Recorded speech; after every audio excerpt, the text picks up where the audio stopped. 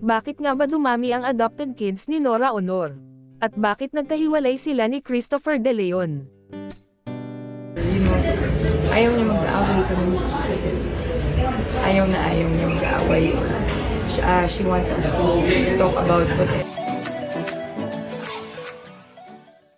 Palaisipan sa mga netizen, bakit nga ba dumami ang anak ng national artist Nora Honor? Hindi man nanggaling sa kanyang sinapupunan, itinuring talagang tunay na mga anak ni superstar Nora Honor ang kanyang adopted children.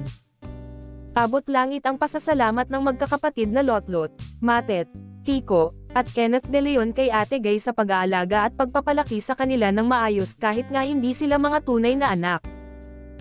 Si Ian De Leon lamang ang biological child ni Ate Gay kay Christopher De Leon. Ayon sa magkakapatid, pantay-pantay ang pagmamahal sa kanila ni Nora at kahit kailan ay never nilang naramdaman na sila'y adopted. Sa isang panayam, hiningan sina Lotlot ng reaksyon tungkol sa mga naging pahayag noon ni Ate Gay tungkol sa kanilang magkakapatid. Nagpaliwanag daw ang superstar kung bakit marami siyang adoptive kids, dinadala po sila sa bahay.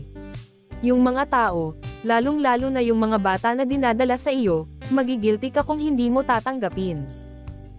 Kasi kung mabalitaan, kunwari, hindi mo tinanggap, at nabalitaan mo na hindi maganda yung nangyari sa mga bata, para bang konsensya mo na bakit hindi mo tinanggap, na kahit paano ay makakatulong ka ng malaki para sa kanila, sabi ng superstar.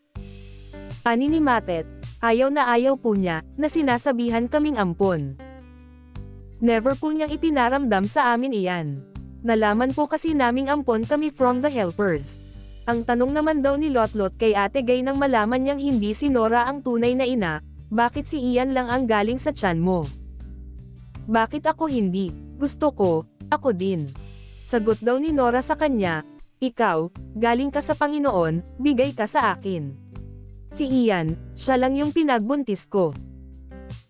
Samantala, sina Nora Honor at Christopher De Leon ay ikinasal noong 1975. Ginanap ang civil wedding sa isang beach.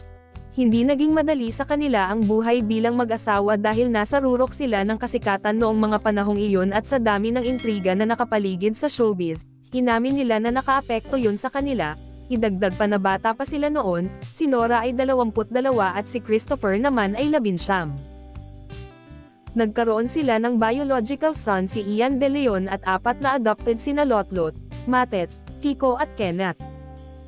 Napagpasyahan nila ang maghiwalay at asikasuhin muna ang kani-kanilang career, pagkaraan ng ilang taon na pawalang bisa ang kanilang kasal noong 1996.